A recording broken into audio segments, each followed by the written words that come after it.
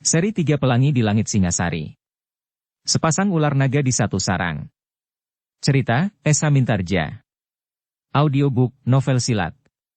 Bab 50. Kita akan mencari tali janget yang kuat. Bukankah kita sudah membawa janget meskipun semula tidak kita sediakan untuk mengikat harimau itu? Lembu Ampal mengangguk-angguk. Mumpung harimau itu masih lemah sekali, berkata Ranggawuni. Marilah, berikan tali itu paman. Lembu Ampal yang memang sudah membawa beberapa perlengkapan berburu segera mengikat harimau itu dibantu oleh Ranggawuni dan orang-orang yang lain yang kemudian mendekat pula. Harimau itu masih saja mengaum dengan dahsyatnya. Bahkan sekali-sekali berusaha menggigit dengan giginya yang tajam.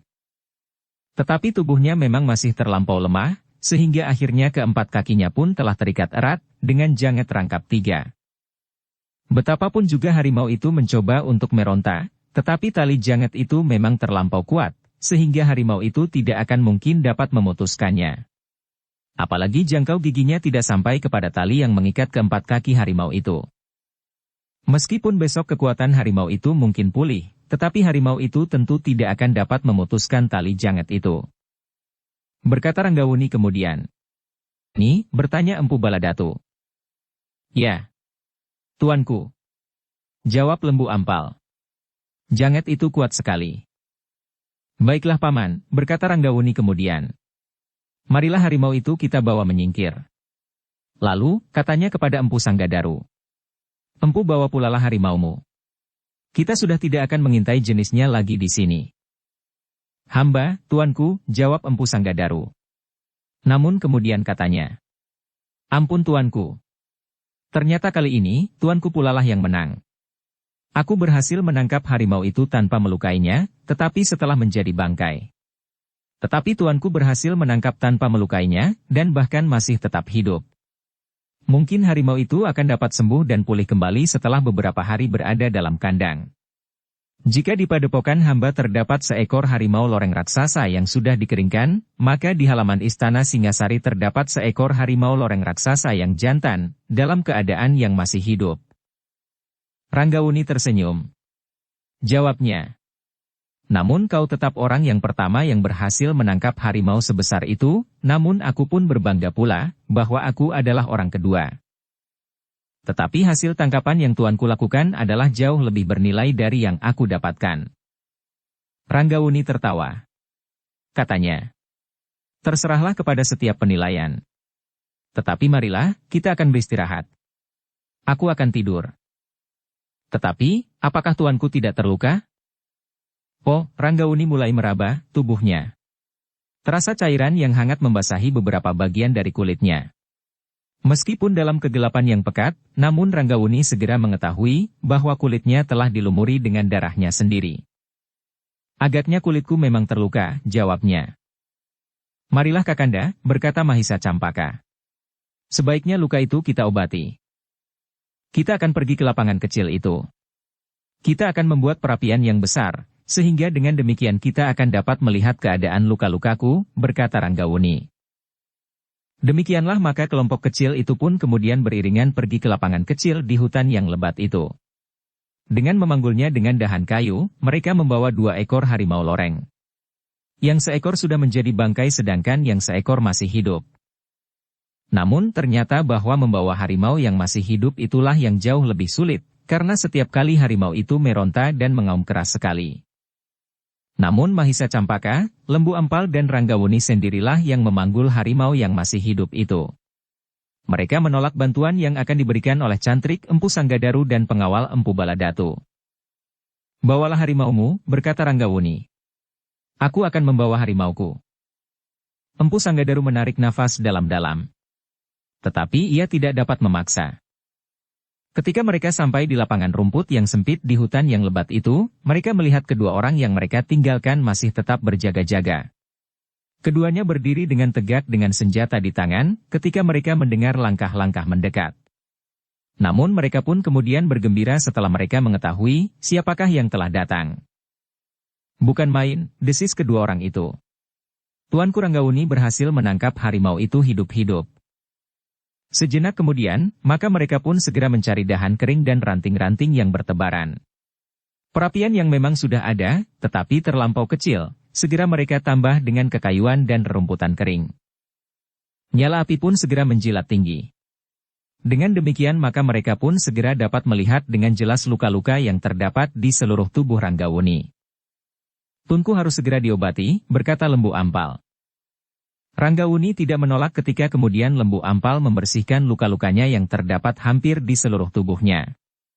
Namun yang sebagian besar justru bukan oleh kuku-kuku macan yang garang itu, tetapi oleh batu-batu padas, dahan-dahan yang patah dan benturan pada pepohonan.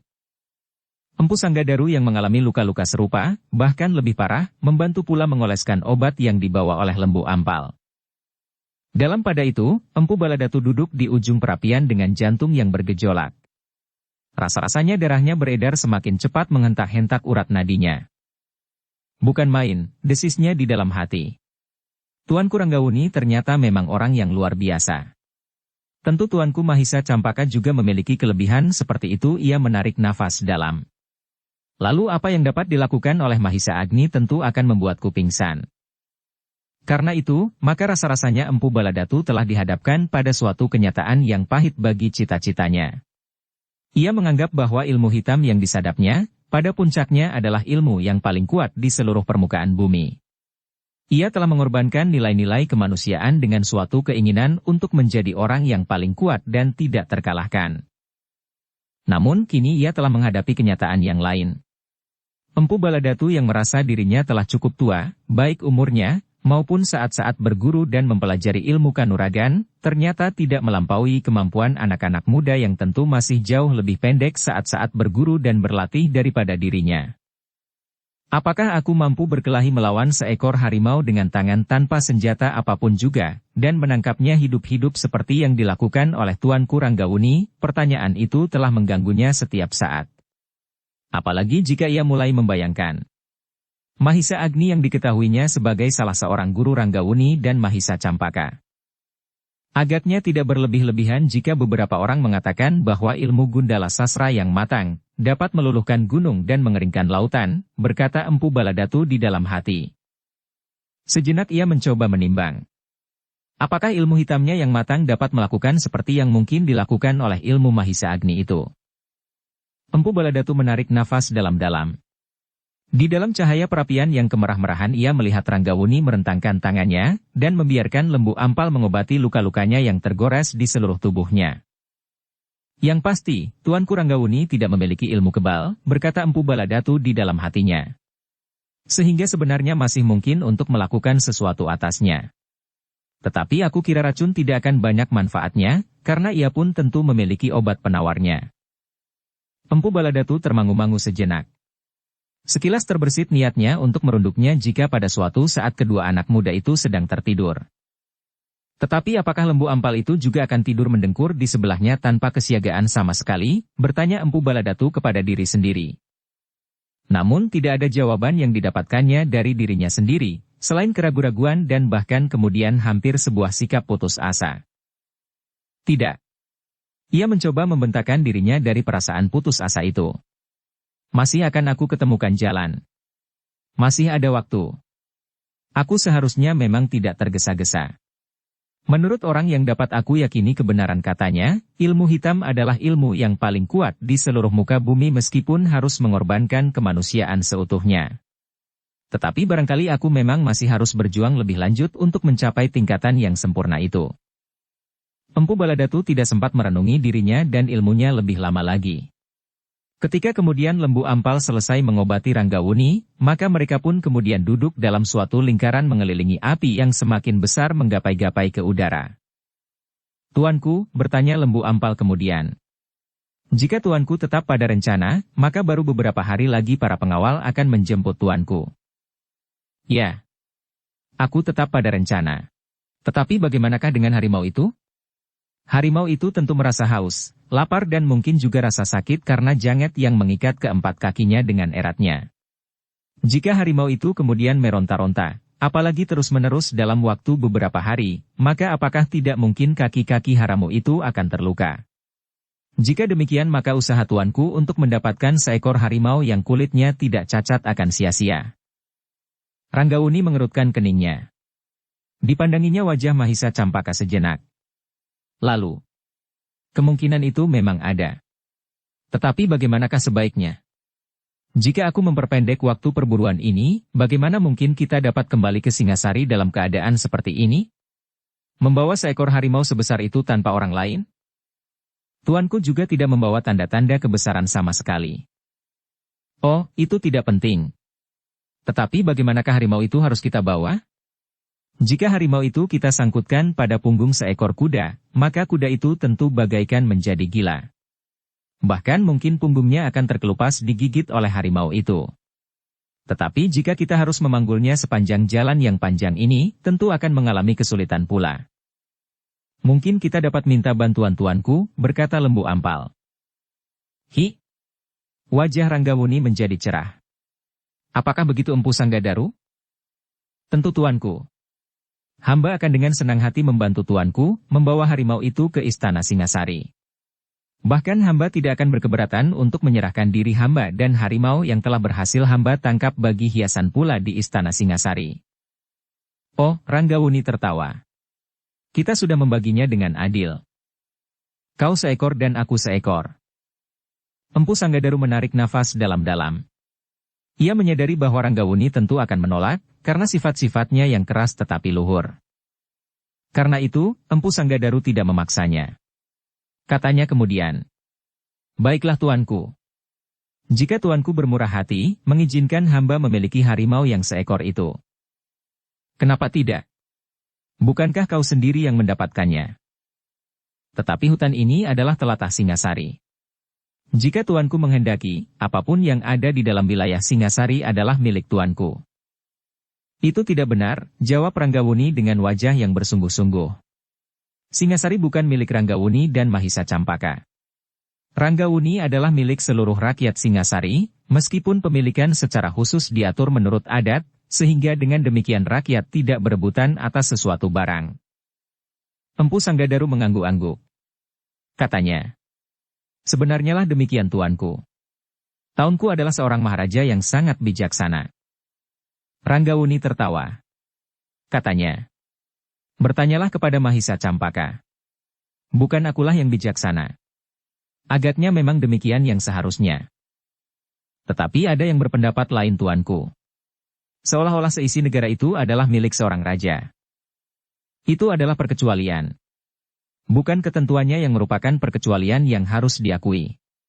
Tetapi raja yang bersikap demikian itulah yang merupakan seorang raja yang berbuat menyimpang dari keharusan seorang raja. Empu Sanggadaru mengangguk-angguk. Lalu katanya, sebenarnya lah tidak salah yang hamba katakan. Tuanku memang sangat bijaksana. Tetapi baiklah jika tuanku tidak ingin mendengar hamba mengucapkannya sekali lagi. Ia berhenti sejenak, lalu. Yang hamba tunggu adalah perintah tuanku tentang harimau itu. Besok kita akan membawanya kembali ke Singasari. Kita akan memanggulnya berganti-ganti melalui jalan-jalan sempit, berkata Ranggawuni. Tuanku, berkata Lembu Ampal kemudian. Sebenarnya tuanku dapat minta pertolongan Empu Sanggadaru dengan cara yang lain. Ranggawuni mengerutkan keningnya.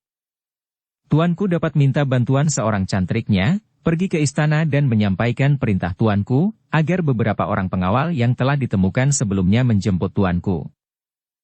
Ranggawuni memandang Mahisa Campaka sekilas. Namun ia pun kemudian menyadari bahwa usul Lembu Ampal itu adalah yang paling baik. Seandainya ia minta Lembu Ampal sendiri pergi ke istana, tentu Lembu Ampal tidak akan bersedia. Bukan karena ia tidak bersedia menjalani perintahnya, namun tentu tidak mau meninggalkannya dan Mahisa Campaka berdua saja bersama para pemburu yang masih belum dikenalnya. Namun dalam pada itu, tiba-tiba saja Empu Baladatu berkata, tuanku adalah bijaksana sekali jika tuanku memberikan perintah kepada para pengawal untuk menjemput tuanku dan harimau yang masih hidup itu. Tetapi apakah dengan demikian para pengawal mempercayai utusan yang belum dikenal itu? Ranggawuni termangu sejenak. Apakah hal itu tidak akan dapat menimbulkan kesulitan para cantrik yang tidak tahu menahu itu? Desak Empu Baladatu. Selanjutnya, Karena itu adalah yang paling baik untuk pergi ke istana memanggil para pengawal adalah pamanda tuanku. Apakah aku yang kau maksud? Bertanya Lembu Ampal. Ya. Lembu Ampal memandang Ranggawuni dan Mahisa Campaka berganti-ganti. Namun seperti yang diduga oleh Ranggawuni. Maka Lembu Ampal pun berkata, hamba tidak akan meninggalkan tuanku Ranggawuni dan tuanku Mahisa Campaka. Oh, desis Empu Baladatu. Aku tidak mengira bahwa pamanda tuanku Ranggawuni adalah seorang yang sangat berhati-hati. Tuanku Ranggawuni dan tuanku Mahisa Campaka adalah anak-anak muda yang pilih tanding. Bahkan mungkin tidak ada seorang pun yang dapat mengimbangi kekuatannya. Kakang Empu Sanggadaru juga tidak. Apa yang perlu dicemaskan? Jika orang lain yang harus pergi, maka itu akan berarti membuang waktu yang tidak berarti, karena pada saatnya, harus ada orang lain yang sudah dikenal untuk memanggil para pengawal. Lembu Ampal mengangguk-angguk sejenak. Namun kemudian ia berkata, memang mungkin sekali terjadi bahwa cantrik itu tidak akan dipercaya, dan bahkan mungkin dapat menimbulkan kesulitan padanya. Namun ada cara lain yang lebih baik. Jika tuanku Ranggawuni menyetujui maka sebaiknya kita bertiga kembali saja ke istana besok pagi-pagi benar. Aku kemudian akan kembali dengan para pengawal untuk mengambil harimau ini. Jadi pertolongan yang kami perlukan dari Empu Sanggadaru adalah sekedar menunggui harimau ini. Empu Baladatu tidak menyangka bahwa cara itulah yang justru diusulkan oleh Lembu Ampal. Namun sebelum ia menjawab Ranggawuni justru bertanya, apakah kita akan berjalan kaki? Jika Empu Sanggadaru tidak berkeberatan, kita dapat meminjam kuda-kuda mereka. Aku akan membawanya dan mengembalikannya kemari. Sejenak Ranggawuni termenung. Pendapat Lembu Ampal itu sangat menarik. Tetapi dengan demikian maka berarti bahwa perburuan selanjutnya telah dihentikan. Dalam pada itu Empu Baladatu pun menjadi berdebar-debar. Jika demikian, maka ia akan kehilangan kesempatan untuk melakukan sesuatu selama masa perburuan itu. Namun kemudian ia pun berkata kepada diri sendiri, apa yang dapat aku lakukan sekarang? Agaknya sikap Kakang Sanggadaru meragukan sekali. Mungkin aku tidak akan dapat membujuknya dalam waktu yang dekat dan pendek. Karena itu biar sajalah mereka kembali dan kami meneruskan perburuan ini. Dalam pada itu, Empu Sanggadaru pun mengangguk-angguk sambil berkata, baiklah tuanku. Jika tuanku menghendaki, biarlah hamba bersama adik hamba menunggu harimau-harimau itu di sini sampai saatnya para prajurit datang mengambilnya. Hanya harimau yang masih hidup itulah yang akan aku bawa ke istana. Hamba tuanku, jawab Empu Sanggadaru. Empu Baladatu tidak mempunyai rencana apapun lagi dalam waktu yang dekat, karena ia masih belum menemukan tanda-tanda yang meyakinkannya, bahwa kakaknya akan bersedia membantunya. Besok pagi-pagi benar kami akan meninggalkan hutan perburuan ini, berkata Ranggawuni. Dan aku sependapat dengan Paman Lembu Ampal. Silahkan tuanku. Jika tuanku sudi mempergunakan kuda hamba, maka hamba akan menyerahkannya dengan bangga. Terima kasih. Agaknya kali ini aku tidak akan dapat berburu sesuai dengan rencanaku. Justru karena aku kasihan melihat harimau itu. Tentu ia akan kehausan dan lapar. Tetapi dalam keadaan seperti itu, maka ia tidak akan dapat makan dan minum secukupnya. Empu Baladatu hanyalah menganggukkan kepalanya saja. Nah, berkata Ranggawuni kemudian, aku akan beristirahat. Mungkin Adinda Mahisa Campaka juga lelah dan akan beristirahat pula, sampai saatnya kita akan kembali ke Singasari. Aku tidak berbuat apa-apa Kakanda, jawab Mahisa Campaka. Tetapi menunggu adalah pekerjaan yang barangkali lebih menjemukan dari melakukan sesuatu, sehingga kau pun memerlukan beristirahat pula. Mahisa Campaka tertawa. Jawabnya, baiklah, aku akan beristirahat. Masa perburuan kali ini bukan saja masa yang paling pendek bagiku, tetapi juga yang paling sepi, karena aku ternyata kali ini tidak berbuat apa-apa. Namun dalam pada itu, selagi mereka masih berbincang, terdengar seekor burung menggelepak di atas dahan. Hampir berbareng mereka menengadahkan kepala ke langit. Ternyata bahwa langit telah menjadi merah oleh fajar yang bakal merkah. Ternyata aku tidak sempat beristirahat, desis Ranggawuni. Aku harus segera mempersiapkan diri dan kembali ke kota raja, agar para prajurit segera dapat mengambil harimau itu. Ya tuanku. Silahkan tuanku berkemas. Sebaiknya kita justru segera berangkat, sehingga tuanku akan segera dapat beristirahat di istana. Ranggauni mengangguk-angguk, sementara Mahisa Campaka dengan malasnya berkata, "Hamba akan mohon agar Kakanda sudi mengajak hamba untuk berburu pada waktu yang dekat." "Tentu Adinda. Aku akan segera merencanakan masa perburuan yang baru." Demikianlah maka Ranggauni, Mahisa Campaka dan Lembu Ampal pun segera mempersiapkan diri. Mereka akan segera kembali ke kota raja, agar harimau yang terikat itu dapat diselamatkan dan dapat hidup di dalam kandang di halaman istana Singasari. Namun dalam pada itu, ketika matahari telah naik, serta Ranggauni dan adindanya Mahisa Campaka beserta Lembu Ampal telah siap, terdengar derap beberapa ekor kuda. "Tuanku," desis Lembu Ampal. "Hamba mendengar derap beberapa ekor kuda." Ranggauni mengangguk-angguk. Katanya, "Ya, aku juga mendengar." "Agaknya itu adalah kuda-kuda yang jejaknya kita lihat kemarin," desis Empu Sanggadaru. Semuanya justru kemudian terdiam. Derap kuda itu agaknya semakin lama menjadi semakin dekat. "Jangan sebut aku Maharaja Singasari jika yang datang orang yang tidak kita kenal," desis Ranggauni. Semua orang memandang kepadanya. Namun kemudian mereka pun mengangguk-angguk kecil. Sejenak kemudian muncullah 3 orang berkuda mendekati beberapa orang yang duduk di rerumputan menunggui 2 ekor harimau. Yang seekor telah menjadi bangkai, sedang yang seekor masih hidup, tetapi terikat erat-erat dengan janget yang rangkap.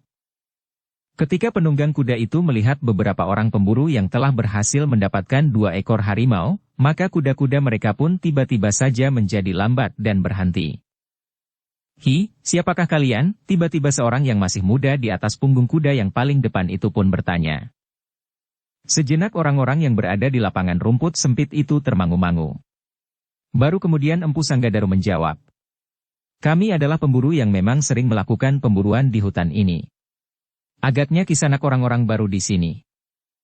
Ketiga orang itu berpandangan sejenak. Namun kemudian yang paling depan dari mereka menyahut, "Ya. Kami orang-orang baru pertama kali berburu di daerah ini. Tetapi kami memang pemburu yang menjelajahi hutan-hutan lebat bukan saja di sekitar kota raja." "Siapakah kalian Kisanak?" bertanya Empu Sanggadaru. Anak muda yang berada di tengah sudah membuka mulutnya untuk menjawab. Tetapi yang di paling depan cepat mendahului. "Apakah kepentinganmu mengetahui tentang kami? Kami adalah pengembara yang berburu di segala tempat dan medan. Namaku tidak berarti apa-apa bagimu, karena aku yakin kau belum pernah mendengarnya, seperti aku juga belum pernah mendengar namamu, meskipun sikap dan terutama pakaianmu telah meyakinkan aku, bahwa kau memang seorang pemburu. Aku tidak pernah menyembunyikan sesuatu tentang diriku Kisanak, aku adalah Empu Sanggadaru. Seorang yang tinggal di padepokan yang tidak jauh dari hutan ini. Kerjaku sehari-hari memang berburu sehingga aku harus membuat perlengkapan berburu yang memadai. Tetapi kenapa tidak semua orang-orangmu memakai pakaian, buru seperti yang kau pakai? Yang terpenting dari kesulitannya adalah terlalu sedikit belulang yang bagus untuk dijadikan pakaian seperti yang aku pakai sekarang. Alasan yang lain, mereka tidak tahan, karena memakai pakaian kulit harimau memang terlalu panas. Tetapi bagiku ini adalah suatu kebanggaan." Empu Sanggadaru menjawab. Anak muda yang berkuda di paling depan mengangguk katanya. "Ternyata kau lebih beruntung daripadaku. Aku belum mendapat seekor binatang pun selain seekor rusa kecil yang sudah kami jadikan santapan kami sejak kemarin. Oh, kami pun baru mendapatkan 2 ekor harimau." Orang-orang berkuda itu mengerutkan keningnya. Namun sementara itu Empu Sanggadaru masih bertanya. "Kau belum menjawab Kisanak, siapakah kalian sebenarnya?" Sekali lagi anak muda yang berkuda di paling depan mendahului ketika yang berada di belakangnya sudah siap untuk menjawab. "Kami adalah perantau yang tidak banyak dikenal. Namaku Rute. Kedua kawanku ini adalah Tanca dan Sasak." Empu Sanggadaru mengangguk-angguk. Namun ia melihat perubahan wajah kedua orang yang berkuda di belakang anak muda yang menyebut 3 buah nama itu, sehingga baik Empu Sanggadaru maupun orang-orang lain yang bersamanya, segera mengetahui bahwa nama-nama itu bukanlah nama yang sebenarnya. Tetapi mereka sama sekali tidak mempedulikannya, karena mereka memang dapat saja berpapasan di jalan dengan orang yang bernama siapapun juga. Namun dalam pada itu, ternyata kedua ekor harimau itu sangat menarik perhatian ketiga pemburu berkuda itu. Sehingga mereka seolah-olah tidak melepaskan tatapan marah mereka kepada harimau-harimau itu. Kisanak, tiba-tiba anak muda yang berkuda di paling depan berkata, "Apakah kedua ekor harimau itu juga akan kalian bawa pulang?" "Ya, tentu Kisanak. Kau sendiri yang mendapatkannya. Menarik sekali, bahwa kalian berhasil menjerat harimau itu dan menangkapnya hidup-hidup." Empu Sanggadaru mengerutkan keningnya. Namun ia menjawab, "Ya. Semalam suntuk kami memasang jaring. Yang seekor terpaksa kami bunuh, karena berhasil melepaskan diri dari jaring kami." Anak muda berkuda itu mengangguk-angguk. Katanya, "Bukan kau pemburu-pemburu yang memang pekerjaanmu berburu?" "Iya, ya anak muda." "Lalu untuk apakah hasil buruanmu itu?" Oh, Empu Sanggadaru mengerutkan keningnya. Kemudian jawabnya, "Aku adalah pengumpul binatang buruan. Kulitnya, tulang-tulangnya dan bahkan aku mengeringkannya jika malang buruan kami dapat kami tangkap utuh." Anak muda itu mengangguk. Lalu katanya, "Jika demikian tentu kalian juga mendapatkan nafkah kalian dari perburuan yang kalian lakukan." "Tidak seluruhnya Kisanak, karena kami juga bertani di padepokan kami." "Bagus. Nah, sekarang, kami ingin memiliki salah seekor harimau buruanmu itu. Apakah aku dapat membelinya?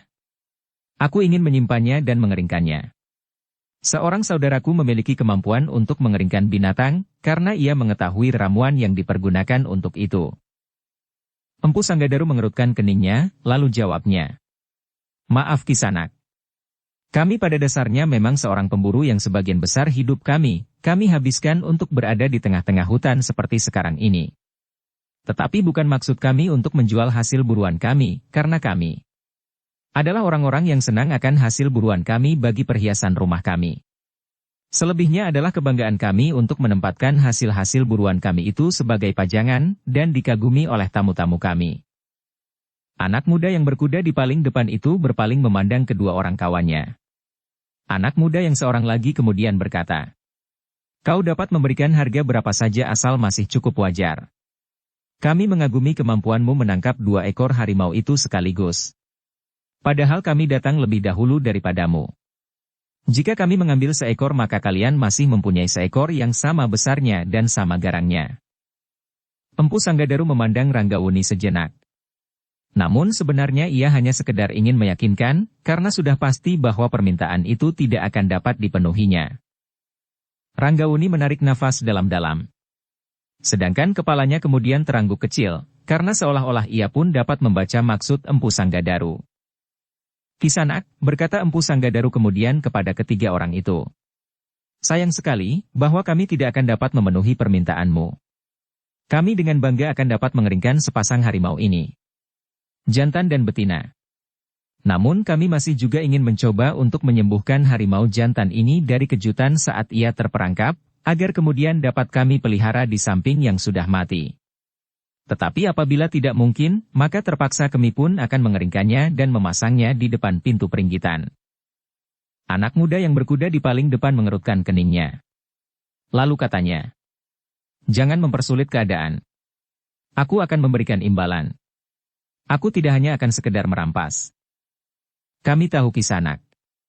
Tetapi kami minta maaf." Anak muda yang berkuda di belakangnya pun berkata, "Apakah keberatanmu? Kau dapat mencari harimau yang lain." "Sulit sekali untuk menemukan harimau sebesar ini Kisanak," jawab Empu Sanggadaru. "Karena itu, kami tidak akan dapat melepaskannya." "Kalian memang keras kepala. Apakah kalian sama sekali tidak berniat untuk mendapatkan uang cukup?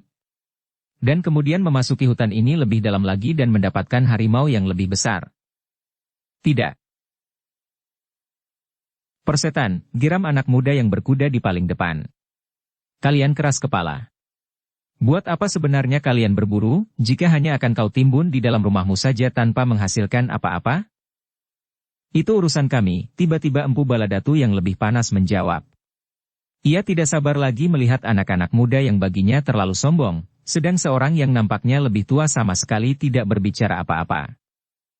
Mendengar jawaban Empu Baladatu, anak muda yang berada di tengah itu mengerutkan keningnya. Dengan geram ia berkata, "Kau jangan membentak pemburu gila. Kau sangka kami ini pengemis yang datang untuk minta-minta belas kasihan. Jika kalian berkeberatan, sudahlah. Tetapi jangan menganggap kami seperti binatang yang diusir dengan kasar. Kami muak melihat tingkah laku kalian, geram Empu Baladatu. Sementara itu Empu Sanggadaru sempat menggamitnya agar adiknya tidak bersikap terlalu kasar, karena di antara mereka yang sedang berburu itu terdapat Ranggawuni dan Mahisa Campaka. Tetapi Empu Baladatu memang bukan seorang yang dapat menyabarkan diri. Karena itu, maka ia pun justru mengibaskan tangannya sambil berkata, "Biar sajalah. Aku benci melihat anak-anak muda yang sombong. Ia merasa dirinya terlampau kaya dan dapat membeli apa saja dengan uangnya." "Tutup mulutmu," bentak anak muda yang di paling depan. "Aku masih mencoba menyabarkan diri. Aku tidak perlu kesabaranmu. Pergilah, dan jangan memaksa kami menjual hasil buruan kami, sebab dengan demikian kalian hanya akan menimbulkan kemarahan kami. Kau mencoba mengusir kami? Kau mengira bahwa kami takut melihat tampangmu. Meskipun kalian beramai-ramai dapat menangkap sepasang harimau sebesar itu, karena kami akan dapat melumatkan kepalamu dengan sentuhan tanganku." Empu Baladatu pun tiba-tiba menjadi marah. Namun Empu Sanggadarulah yang melangkah maju sambil berkata, "Sudahlah Kisanak. Kita tidak akan mengadakan pembicaraan jual beli.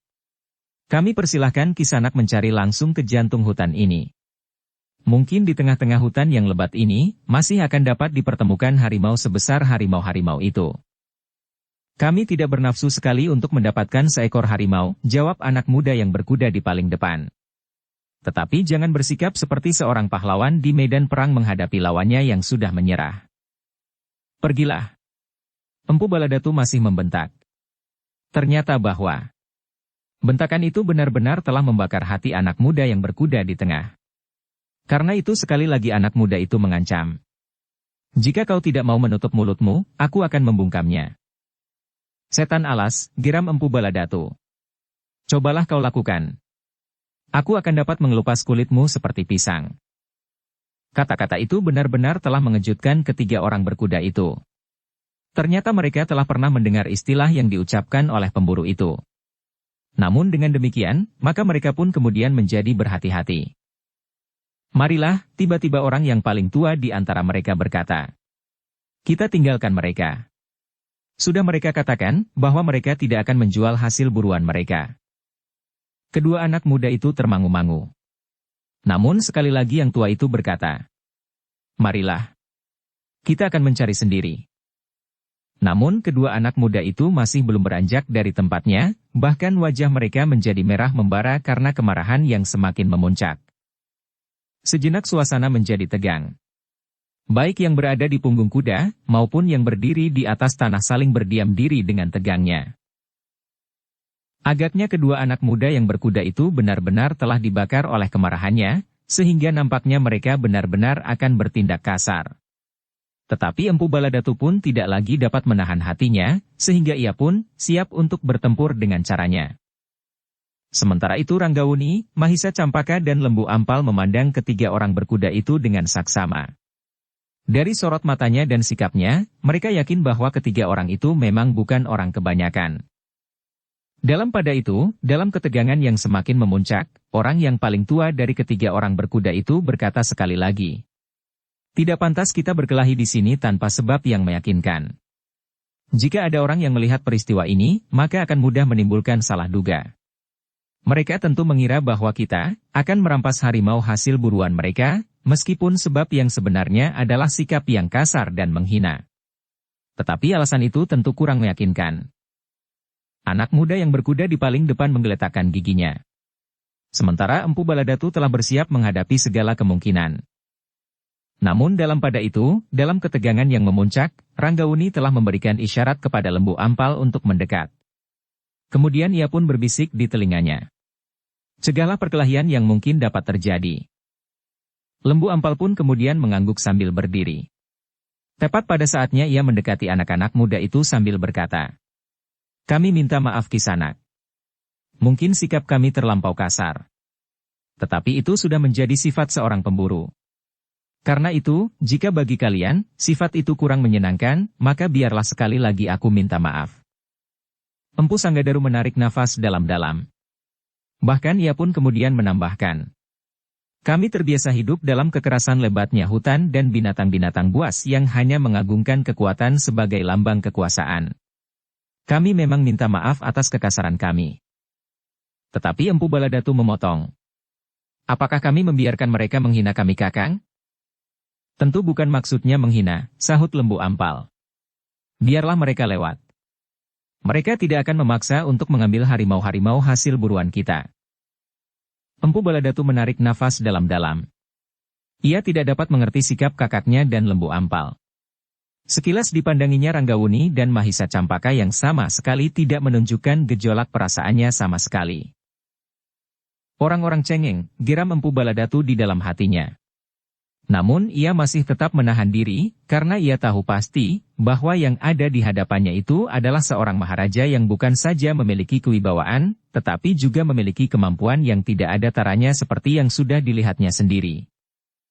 Tetapi justru karena itu ia bergumam di dalam hatinya, tetapi kenapa ia terlampau cengeng sehingga menghadapi orang-orang gila yang sombong itu, mereka justru menghindari perselisihan menghadapi orang-orang yang demikian itu seharusnya justru memancing perselisihan, sehingga kemudian sekaligus menghancurkan mereka tanpa ampun.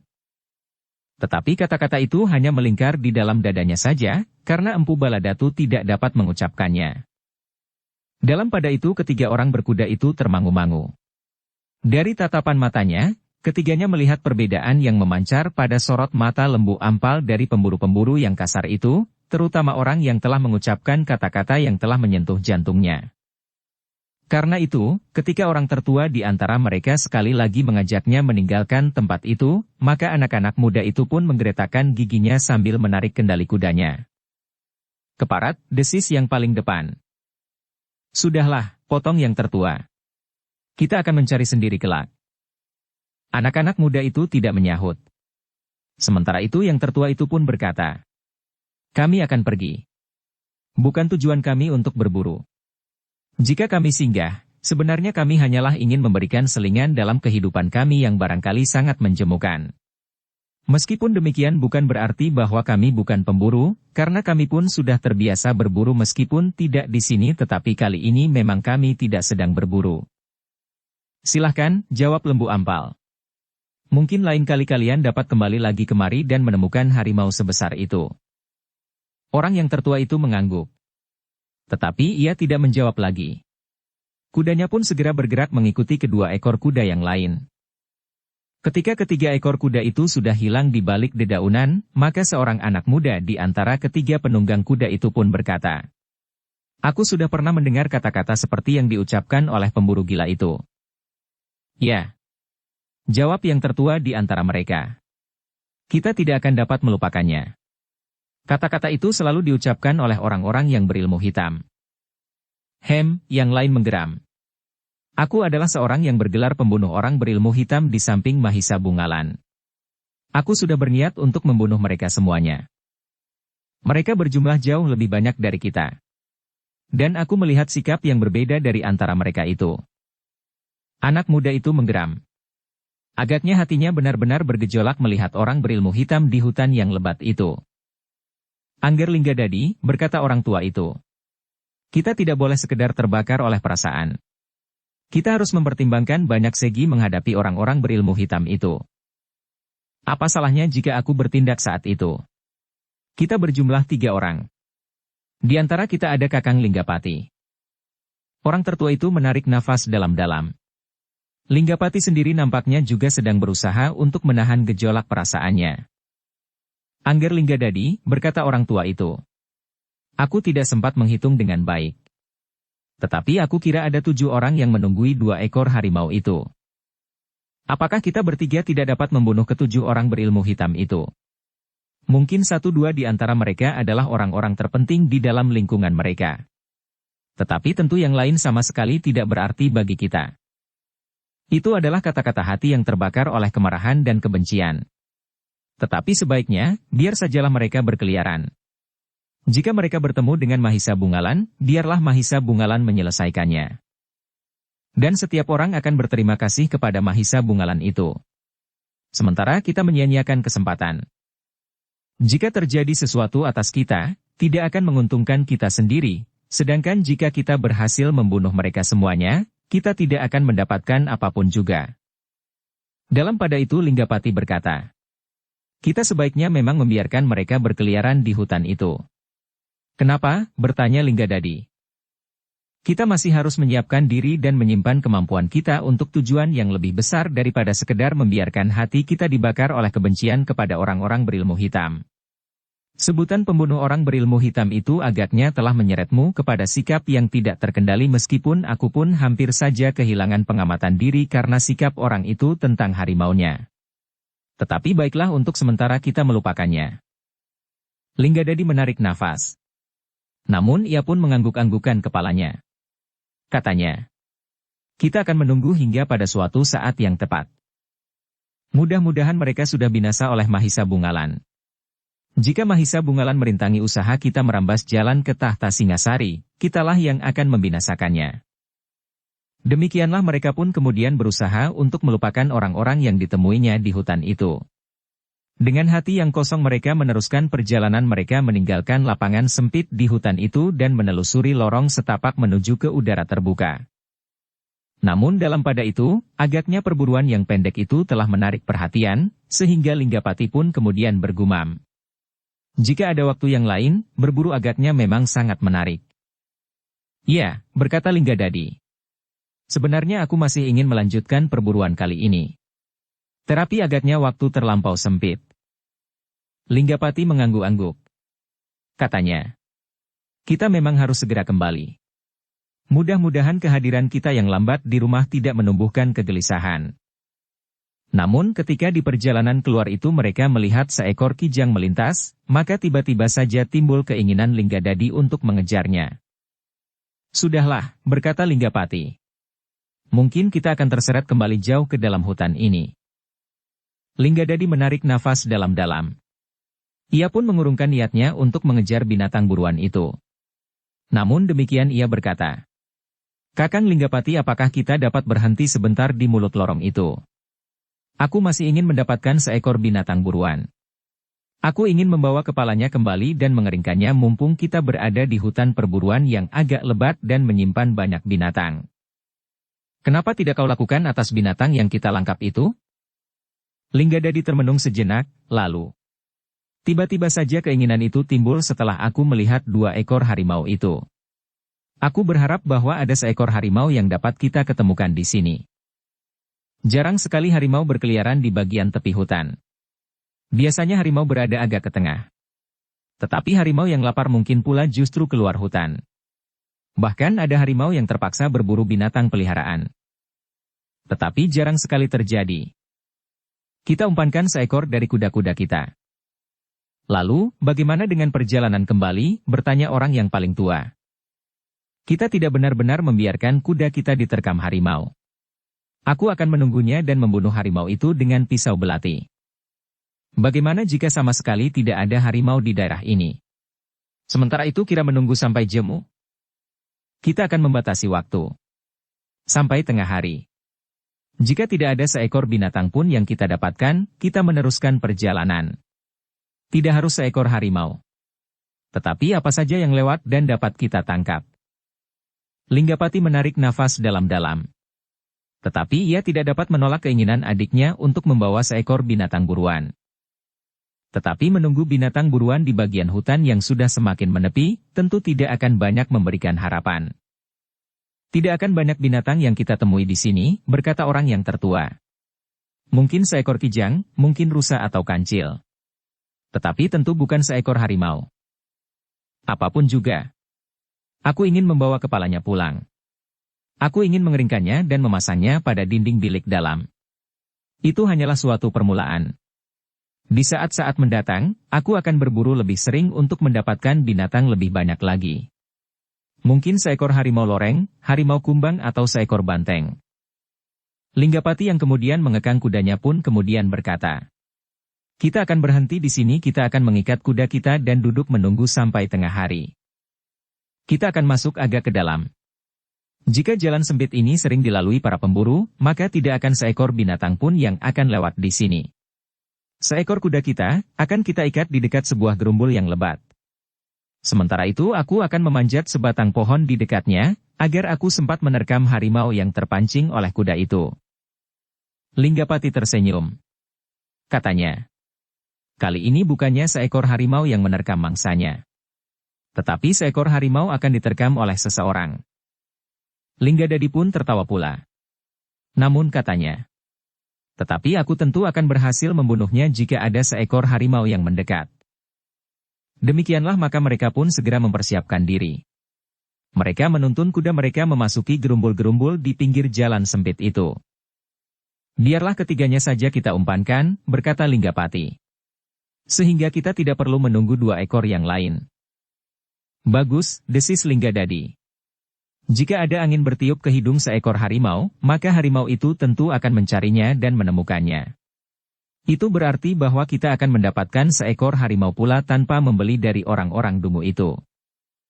Namun dalam pada itu, selagi mereka bersiap untuk mengumpankan kuda-kuda mereka, mereka telah mendengar derap kaki kuda mendekati, sehingga dengan demikian, mereka pun menjadi termangu-mangu karenanya. Siapakah mereka, desis Linggadadi? Entahlah, jawab kakaknya. Aku akan melihatnya. Linggapati pun kemudian menyusup kembali mendekati jalan sempit yang baru saja dilaluinya. Dari balik gerumbul ia menunggu, karena ia ingin melihat siapakah yang akan lewat. Dalam pada itu, ketika Linggapati, Linggadadi dan seorang pengiringnya telah meninggalkan Empu Sanggadaru, maka Ranggawuni dan Mahisa Campaka pun meneruskan niatnya untuk mendahului bersama Lembu Ampal. Mereka kemudian akan memerintahkan beberapa orang prajurit untuk mengambil harimau yang masih hidup itu. Mungkin dengan sebuah pedati. Meskipun sebenarnya keduanya masih ingin berburu lebih lama lagi, namun mereka berniat memelihara harimau itu di istana sehingga harimau itu tidak mati di perjalanan jika terlalu lama menunggu para prajurit yang akan menjemputnya. Mereka sama sekali tidak menduga bahwa Linggapati dan Linggadadi akan berhenti sebelum mencapai ujung lorong di mulut hutan. Karena itulah, maka mereka sama sekali tidak menyangka bahwa di perjalanan itu, tiba-tiba saja mereka telah dihentikan oleh seseorang yang meloncat dari dalam gerumbul di tepi jalan setapak itu. "Hah," berkata Linggapati. "Kau tentu salah seorang dari orang-orang berilmu hitam itu." Ranggawuni terkejut. Tetapi ia sempat menarik kekang kudanya dan berhenti beberapa langkah di hadapan Linggapati. Sementara itu, Linggadadi dan pengiringnya pun telah berada di sebelah Linggapati pula. "Kenapa hal ini kau lakukan?" bisik pengiringnya. "Aku ingin mengurangi jumlah orang berilmu hitam. Agaknya yang lewat ini adalah sebagian dari mereka. Tetapi yang lewat ini tidak akan pernah dapat keluar dari hutan ini dan bertemu kembali dengan kawan-kawannya. Sementara jika kawannya menyusulnya, kami akan membinasakannya pula. Tentu masih ada 4 orang di tempat mereka berhenti menunggui harimau mereka itu." Ranggawuni dan Mahisa Campaka termangu-mangu. Namun dalam pada itu, Lembu Ampal melangkah maju sambil bertanya, "Kenapa kau sebut orang berilmu hitam? Tentu kau akan ingkar. Atau mungkin kau akan menyebut perguruanmu dengan sebutan perguruan berilmu putih. Tetapi kami tidak akan dapat kau kelabui bahwa kau adalah orang-orang yang disebut berilmu hitam itu." Lembu Ampal menjadi semakin heran. Namun kemudian ia pun bertanya, "Ciri-ciri apakah yang kau kenali pada kami, sehingga kalian menyebut kami demikian? Ada atau tidak ada ciri itu pada kalian, tetapi kalian adalah orang berilmu hitam. Kalian tidak akan ingkar, karena kami mengetahui dengan pasti. Kami adalah orang-orang yang disebut pembunuh orang berilmu hitam." "Oh," Lembu Ampal mengerutkan keningnya. "Namaku Mahisa Bungalan." Nama itu benar-benar telah mengejutkan Ranggawuni, Mahisa Campaka dan Lembu Ampal. Karena itu justru mereka sejenak mematung memandang orang yang menyebut dirinya Mahisa Bungalan itu. Linggadadi yang menyebut dirinya Mahisa Bungalan itu tertawa sambil berkata, "Nah, kau mulai gemetar mendengar nama itu. Mahisa Bungalan, pembunuh orang berilmu hitam." Ranggawuni menarik nafas dalam-dalam. Dengan sarah ia bertanya, "Tetapi bukankah kau tadi menyebut nama lain? Kau tadi tidak mengatakan bahwa namamu adalah Mahisa Bungalan yang bergelar pembunuh orang berilmu hitam." "Aku menghindari sebutan dan gelar itu. Tetapi ketika aku yakin bahwa kalian adalah orang-orang berilmu hitam, maka aku telah memperkenalkan diriku yang sebenarnya. Ada 2 orang yang mendapat gelar pembunuh orang berilmu hitam. Mahisa Bungalan dan Linggadadi," desis Lembu Ampal. Akulah Linggadadi, jawab Linggapati tanpa berpikir panjang. Ketika orang yang termangu-mangu itu pun menjadi yakin. Bahkan yang dihadapi adalah orang-orang yang memang mempunyai dendam kepada orang-orang berilmu hitam, siapapun mereka itu. Namun dengan demikian, maka Ranggawuni, Mahisa Campaka dan Lembu Ampal menyadari bahwa ketiga orang itu tidak benar ingin memusuhinya sebagai Ranggawuni, Mahisa Campaka dan Lembu Ampal. Kisanak, berkata Lembu Ampal. Tentu ada salah paham. Kami sebenarnya lah bukan orang-orang yang dapat disebut berilmu hitam, karena kami termasuk orang-orang yang sama sekali tidak berilmu. Kami adalah pemburu sejak kami kanak-kanak. Ilmu yang ada pada kami semata-mata adalah ilmu yang turun-temurun, bagaimanakah cara kami menjerat dan menangkap binatang dengan alat-alat yang paling sederhana. Persetan, geram Linggadadi yang menyebut dirinya bernama Mahisa Bungalan. Terapi Mahisa Bungalan dan Linggadadi tidak akan dapat dikelabuhi. Memang setiap orang berilmu hitam segera menjadi ketakutan mendengar nama Mahisa Bungalan dan Linggadadi. Tetapi, tiba-tiba saja Ranggawuni menjawab. Apakah pada suatu saat Mahisa Bungalan dan Linggadadi akan dapat bekerja bersama-sama dalam satu kelompok seperti yang tengah aku hadapi sekarang ini? Kenapa tidak, jawab Linggapati. Kami bersama telah membinasakan orang-orang berilmu hitam di mana-mana. Tetapi yang dikenal di Singasari adalah Mahisa Bungalan yang melakukan tugasnya seorang diri. Ia tidak pernah dilihat orang bersama-sama dengan orang lain, kecuali kadang-kadang dengan ayahnya yang bernama Mahendra. Ya, ayah memang bernama Mahendra. Kedua adiknya bernama Mahisa Pukat dan Mahisa Murti. Jika kalian ada yang sempat melarikan diri, kalian dapat menyebut namaku dan aku tidak akan ingkar jika kalian mencari aku di rumahku. Aku, ayahku dan adik-adikku siap untuk membunuh kalian bersama seluruh perguruanmu. Dan bagaimana dengan Linggadadi? Bertanya Mahisa Campaka. Jika kalian dapat menemukan Mahisa Bungalan, maka kalian pun akan dapat menemukan Linggadadi, jawab Linggapati. Lembu Ampal yang heran melihat tingkah laku orang-orang itu pun kemudian berkata. Kisanak, siapapun namamu. Agaknya kita telah salah paham. Kami menyadari bahwa kalian adalah orang-orang yang membenci orang-orang berilmu hitam. Dan agaknya kami pun demikian. Tetapi sebaiknya kalian menyebutkan, apakah sebabnya maka kalian menganggap kami orang-orang berilmu hitam. Tidak ada kesempatan untuk banyak berbicara. Aku tahu, kau berusaha untuk memperpanjang waktu dan menunggu kawan-kawanmu yang barangkali sebentar lagi akan lewat pula di jalan ini. Tidak. Mereka tidak akan lewat di jalan ini. Karena kuda-kuda mereka sedang aku pergunakan. Kami bertiga tidak mempergunakan kuda saat kami pergi berburu. Jangan berbicara ngayawara. Mana mungkin kalian itu tidak membawa kuda? Kami memang membawa kuda. Tetapi kuda-kuda itu telah kami titipkan kepada kawan-kawan kami yang mendahului kami. Maksud kami, dengan demikian kami tidak akan dibebani keharusan menjaga kuda-kuda kami.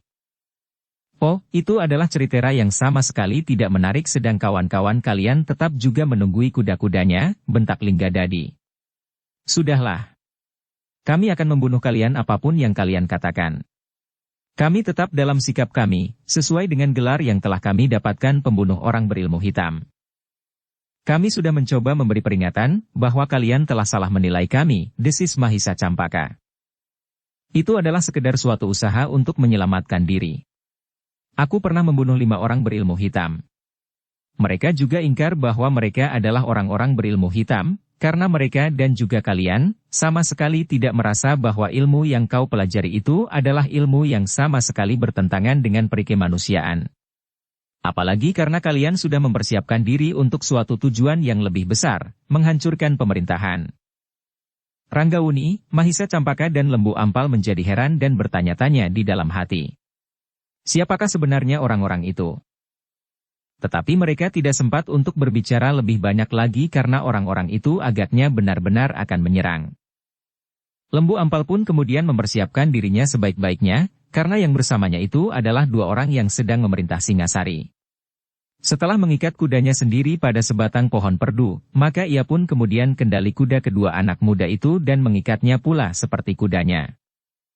Kami sudah bersiap, berkata Ranggawuni kemudian. Tetapi kami masih mencoba untuk memperingatkan, bahwa kalian tidak sedang berhadapan dengan orang-orang berilmu hitam. Linggadadi menggeram. Katanya. Jangan menyesal jika kalian pun akan mati seperti kawan-kawanmu yang 5 dan barangkali yang lain-lain lagi. Kalian telah melakukan kesalahan ganda, berkata Mahisa Campaka. Kami bukannya orang-orang berilmu hitam, dan yang pasti kami tidak sedang berhadapan dengan anak muda yang bernama Mahisa Bungalan. Aku tidak dapat mengatakan, apakah salah seorang dari kalian benar-benar bernama Linggadadi yang bergelar pembunuh orang-orang berilmu hitam. Linggapati termangu-mangu sejenak. Namun Linggadadi yang menyebut dirinya bernama Mahisa Bungalan itu pun berteriak. Jika kalian mengenal orang lain yang bernama Mahisa Bungalan, aku tidak peduli. Tetapi Mahisa Bungalan pembunuh orang berilmu hitam itu adalah aku. Mahisa Campaka menarik nafas dalam-dalam. Ternyata orang-orang itu sama sekali tidak lagi dapat diajak berbicara. Sehingga karena itu, tidak ada cara lain kecuali mempertahankan diri dari kemarahan orang-orang itu. Namun demikian, maka Lembu Ampal masih berkata, jika di antara kalian tidak ada yang menyebut nama Mahisa Bungalan, mungkin kami percaya bahwa kalian benar-benar bermaksud baik, dan kami pun akan dapat memberikan lebih banyak keterangan tentang diri kami. Tetapi karena salah seorang dari kalian menamakan diri Mahisa Bungalan pembunuh orang berilmu hitam, maka kami menjadi ragu-ragu, apakah kalian benar-benar tidak bermaksud buruk. Sejenak Linggadadi tertegun.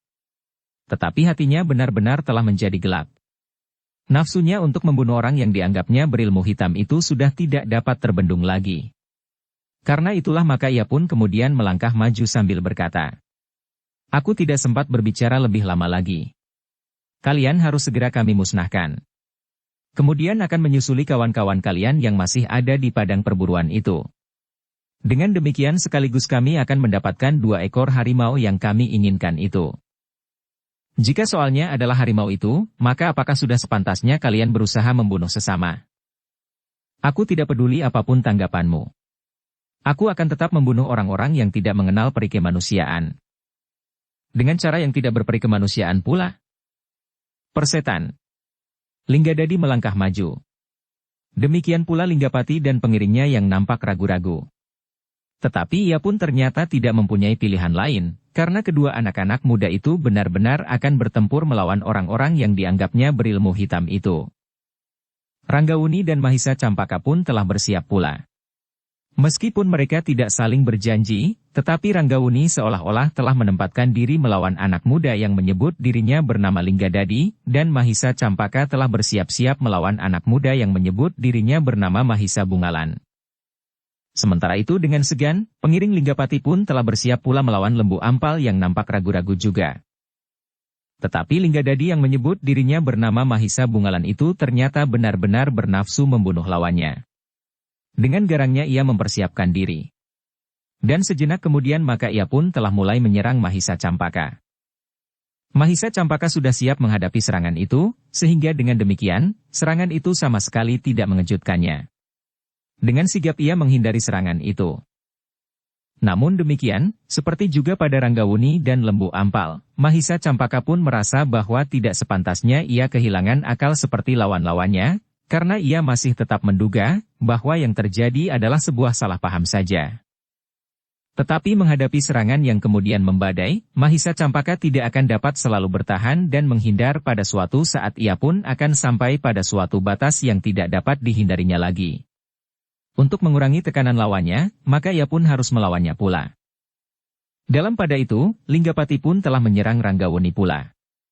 Serangannya merupakan amukan badai yang sangat berbahaya, karena Linggapati ingin dengan segera menyelesaikan perkelahian itu. Jika terjadi apapun juga dengan adiknya dan pengiringnya, maka jika ia sudah terlepas dari lawannya, maka ia akan dapat membantunya. Tetapi lawannya adalah Ranggawuni yang memiliki ilmu yang hampir sempurna. Karena itulah maka serangannya tidak segera dapat menundukkan lawannya.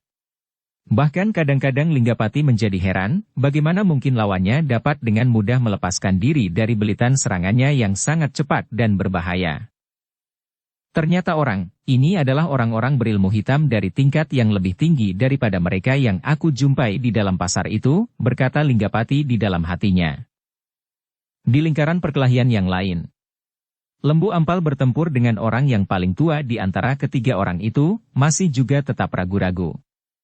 Ia berpendapat bahwa ketiga orang-orang itu hanyalah sekedar salah paham. Mereka tentu tidak mengira bahwa orang-orang yang sedang dilawannya itu adalah Maharaja dan Ratu Angabaya. Tetapi Lembu Ampal tidak berani mengatakan hal itu kepada lawannya, karena pesan Ranggawuni sendiri, bahwa kepada orang yang tidak dikenal, jangan sekali-kali menyebutkan kenyataan tentang dirinya. Karena itu, maka yang dilakukan oleh Lembu Ampal hanyalah sekedar bertahan. Ia tidak bernafsu untuk mencelakai lawannya karena pertimbangan-pertimbangan yang masih meragukan. Bersambung ke bab 51. Dukung kami dengan subscribe, follow, like, komen dan share. Terima kasih.